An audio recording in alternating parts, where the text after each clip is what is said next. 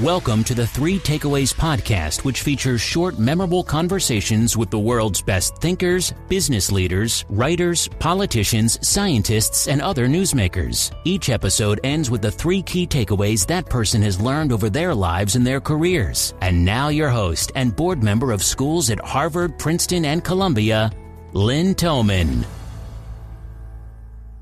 Hi, everyone. It's Lynn Toman. Welcome to another episode.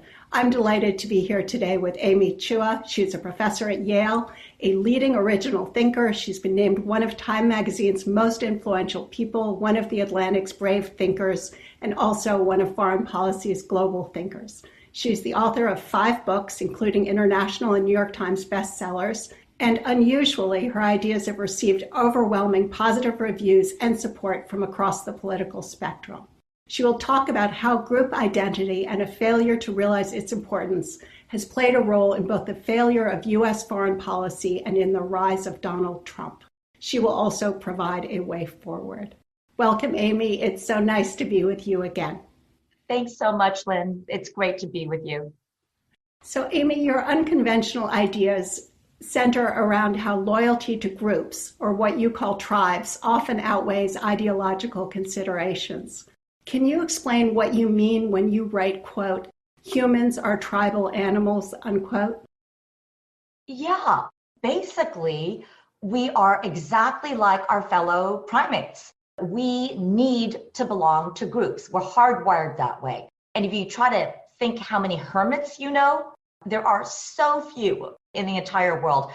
Humans need to belong to groups. And once we connect with a group, we tend to want to cling to it and defend it and see it as better in every way. One of the fun things about writing this book was I had a chance to review the latest psychological and sociological and neurological studies out there, and it's fascinating. So just to give you one recent example, in a fascinating study, children between the ages of 4 and 8, which is really young, were randomly assigned to either the red team or the blue team, which you wouldn't think would be a very important distinction. But these kids were then given a t-shirt of corresponding color. So they were either wearing a red t-shirt or a blue t-shirt. These young subjects were then shown computer-edited images of a whole bunch of other kids, half of whom were wearing red t-shirts, the other half wearing blue t-shirts. And then they were asked questions about these children in the computer.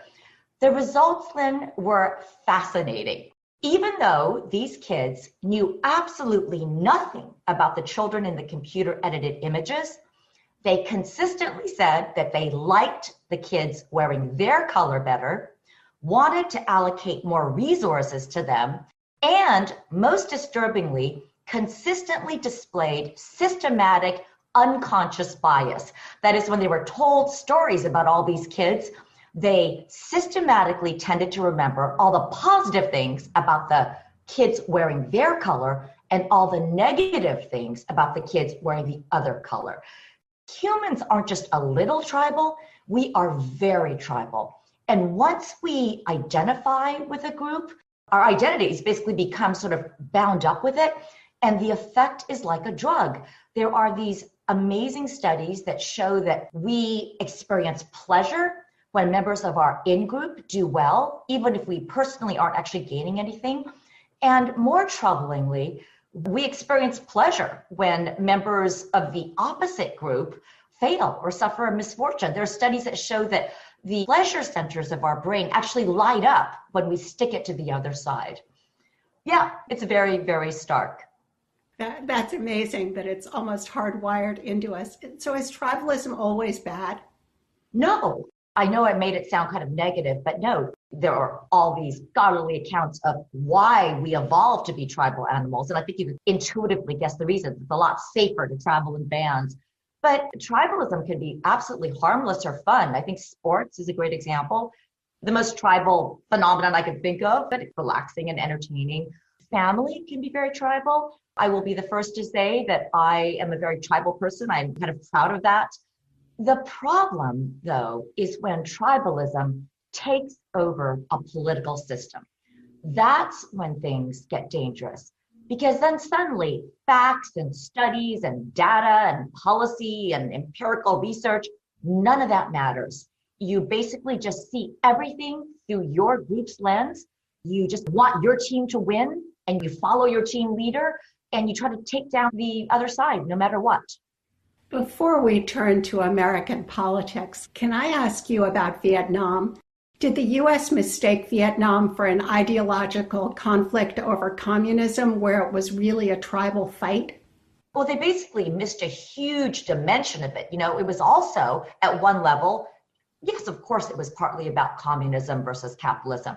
But because we were so blind to the most important ethnic and group dynamics on the ground, we missed the fact that there was also a huge ethnic dimension that in a way may have been even more important. And that is that all of the capitalists, or the vast majority of them in Vietnam, were actually not ethnic Vietnamese, but ethnic Chinese. So Vietnam has what I coined this term, a market dominant minority. That is a tiny minority, only about 2% of Vietnam's entire population. And yet this tiny minority controlled about 60% of Vietnam's private economy. So here we come in the United States, we think that we're saving the world, we're championing capitalism, and we don't see that basically in the eyes of the very poor, largely farming indigenous Vietnamese, we're basically championing policies that only tend to benefit all the bankers and the retailers that in their eyes are all this hated outsider group, this ethnic minority. And that was a major mistake, which we've repeated subsequently in places like Afghanistan and Iraq. Was it also the case in Venezuela with the rise of Hugo Chavez? Were we again mistaken in attributing his rise to the attractiveness of socialist communist ideas? Yes, again, it's not that we were totally wrong, but we just, through this blindness and optimism, we missed this ethnic side of the Venezuelan conflict, which is much more subtle than in Southeast Asia. It's not black or white. In the countries of Latin America, they call it a pigmentocracy, with, generally speaking, all the wealthy and powerful people being lighter skinned, blue-eyed with European features, especially in a country like Venezuela, the vast majority of the people being darker skinned with indigenous and African features. Hugo Chavez, he came in with a lot of kind of socialist stuff, but he also said, look at me, I am the first leader or person trying to be your leader who looks like all of you. He called himself I think it was a Pardo. He even said, I'm the Indian from Barinas. And he basically flipped it, something that was considered so degrading that nobody would want to admit that you look like an Indian. He turned it around and he made it a source of pride.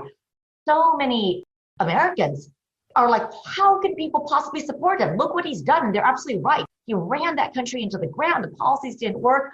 But what they missed was people identified with him. They said, you know what? He's elevating us. He's giving us a voice. And also he's finally sticking it to all these white oligarchs out there. And that feeling of group identification, finally it's our turn for revenge, is very powerful. And how again did the U.S. misread the situation in Afghanistan and Iraq? Again, very different dynamic, because there it's not just one religion or not a pigmentocracy, but they had incredibly entrenched and important tribal structures. The most complicated in the world, actually. We just kind of said, you know what? It's fundamentalist Islam versus the good guys. And we missed that the way we developed our policies looked like sort of the largest and most powerful ethnic group there are the Pashtuns. And the way we devised our policies, a lot of the Pashtuns there thought that we were kind of helping other groups like the Tajiks and the Uzbeks. A lot of people don't even know this, but the Taliban is a largely Pashtun organization. So there's an ethnic dimension to the Taliban that we just kind of missed. And because we missed it, we kept doing things that, like in Vietnam, we're basically shooting ourselves in the foot. So let's turn to America. How do you see tribalism in the United States? Is it tribalism that's taken over our politics? Absolutely. I said that that's when things get dangerous. And this is a moment where tribalism has taken over our political system. You can see, it used to be Republicans and Democrats could be friends. You could talk at dinner parties.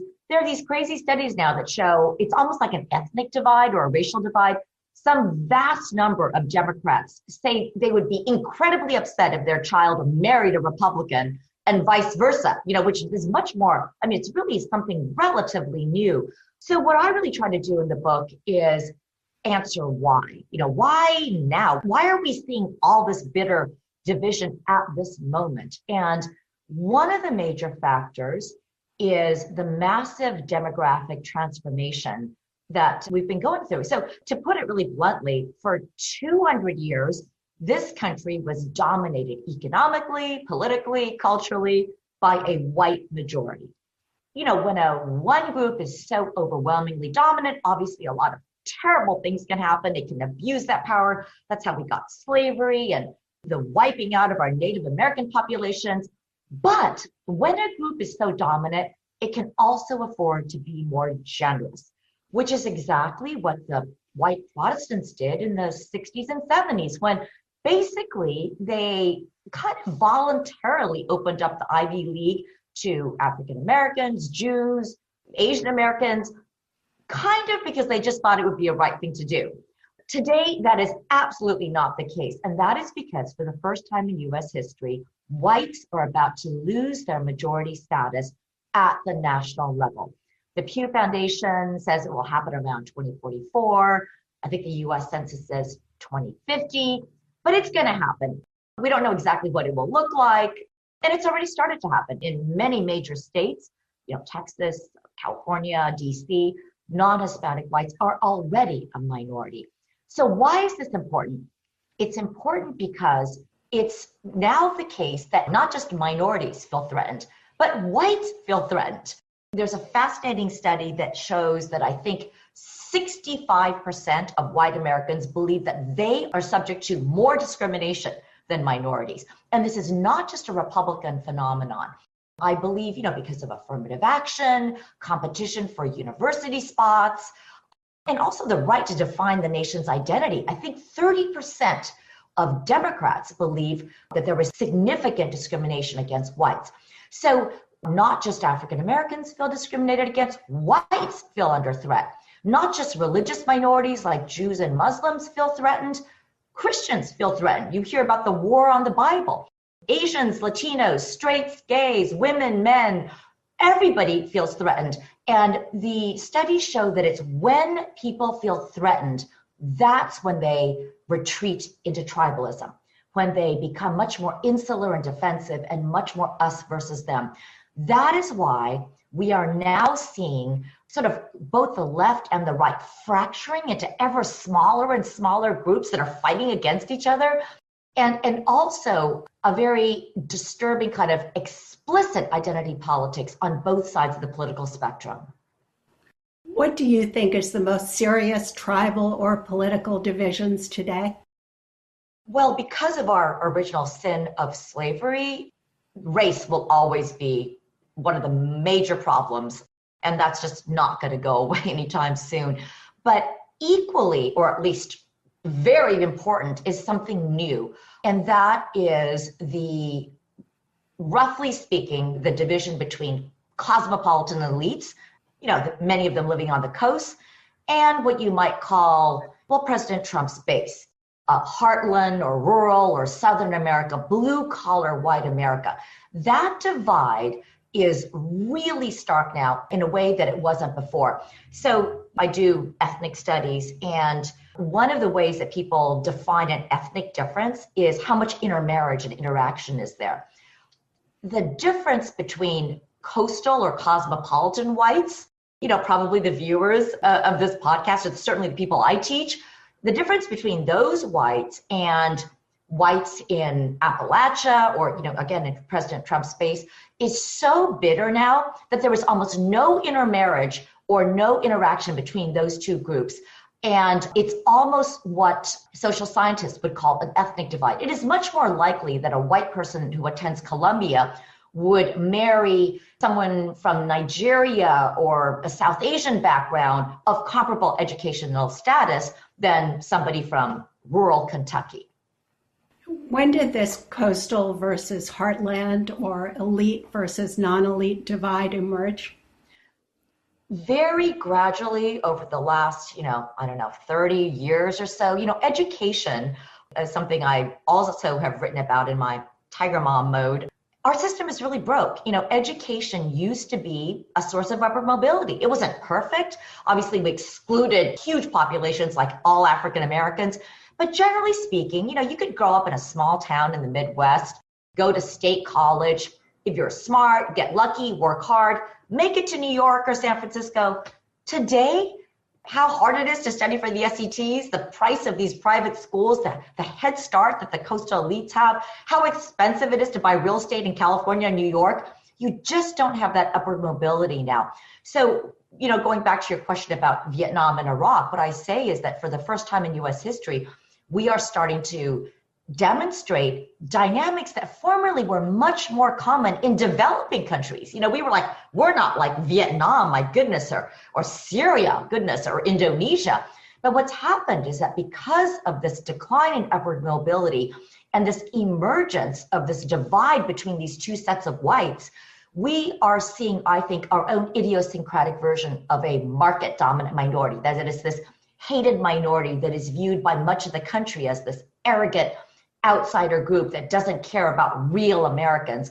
And by that, I'm referring to the cosmopolitan elites. And, of course, cosmopolitan elites are not a racial or ethnic group. I mean, they include Barack Obama and Hillary Clinton, but there are these similarities. It is, in fact, true that cosmopolitan elites share a lot of the similar tastes. We dress similarly, we send our kids to the same kinds of schools, we even have our own vocabulary, we police that vocabulary. Much of this country's wealth is held on the coast, whether in Wall Street or Hollywood or Silicon Valley or Washington. So you can see, in a way, how President Trump mobilized his base. It was through something that was actually very familiar to me. I was, believe it or not, one of the few people that called the 2016 election correctly. And I think that's because I had seen this pattern in the developing world before. What happened in November 2016 was exactly what I would have predicted in a developing country where you had this resented outsider minority viewed as controlling the levers of power from afar. And that's the swamp that President Trump would talk about, these technocrats, these experts that care more about the poor in Africa than they do about the poor in our own country. And what I would have predicted, and what we actually got, was the rise of demagogic populist voices that say, you know what, it's time for us to take back our country, make America great again. And he actually said, we have to take it back from the Chinese and the Mexicans. We need to reclaim our country. And that pattern of we need to take back our country is something that I would study in Zimbabwe. We need to take back Zimbabwe for Black Zimbabweans, Indonesia for real Indonesians, not the Chinese, Malaysia for Malaysians, and Kazakhstan for Kazakhs, and so on and so on. So, Amy, what is the way forward? Believe it or not, I'm an optimist, and I think the way forward lies in remembering what makes America special. It is so easy to become disillusioned, and I will be the first to say that we have this incredible Constitution that we have repeatedly failed to live up to. But here's something really special that we forget. Our national identity is ethnically and religiously neutral. We didn't originate in the idea of blood. And even countries like France and Germany that are now Western democracies, they did originate as ethnic nations, as obviously China did. So we have our identity centers and is built on the values in our Constitution. Now, we have, again, repeatedly failed and shamelessly failed to live up to those ideals. But what I always tell my students is, let's not throw the baby out with the bathwater. I'll hear my students say, America is a country based on, rooted in, built on white supremacy. Our values are genocide. And I will say, be careful. Let's not forget what makes this country special. There's a huge difference between saying we have this very, very valuable Constitution with important ideals that we cherish, which we have shamefully failed to live up to. There's a huge difference between that and saying, you know what? All of the ideals that are in our Constitution, they're just all lies and fraud, just an excuse for white supremacy. Because if this country really is built on nothing more than white supremacy, then it's hard to know why it's worth fighting for. I think that the first thing to realize is that we have a lot of work to be done, because in order for the constitutional values to resonate for everybody, including the descendants of slaves as well as the descendants of slave owners, old and young, rural and urban, we have to work to make those values a reality. I mean, we can't keep saying we have these great principles if people are like, they don't even apply to the people I know. To my neighborhood, absolutely not. So there's a lot of work to be done. And I think that the right needs to see that patriotism isn't just waving a flag. But on the left, I think progressives also need to say, I favor the fact that we are now teaching our children a non-whitewashed version of our history. It's good that they realize that our founders were flawed, that we did terrible things. But I worry that we are overcorrecting. I think we have to find a way to teach our children about America's history in an honest, painful way, while also preserving in them the idea of America as a special nation. And do you have practical suggestions on how to do that? I have one that I love, and I think this is a policy proposal whose time actually might have come, because everywhere I go, people seem to be talking about it. And that is the idea of a national service program. So hear me out. The idea is, I don't think you'd be that different, because if you have children, after high school, a lot of our young people on the coast take a gap year anyway. And often they go to Europe or Australia or Guatemala, and they do wonderful things, Lynn, but often they're still in that same bubble. They're kind of with other friends from the coast. So what if after high school, young Americans from New York or California or Chicago were either required or incentivized to go to another part of the country that they would ordinarily never go to, Ohio or rural South, and work side by side on some project with young Americans from a totally different socioeconomic background. I think that would be a phenomenal way to begin to bridge the gap between the cosmopolitan elites and the rest of the country, and to kind of start to alleviate this deep mutual suspicion and disdain between, again, the coasts and President Trump's base. Really interesting idea, Amy. What are the 3 key takeaways or insights that you'd like to leave the audience with today? Okay, I'll try to be pithy. Takeaway 1, tribalism has taken over America's political system.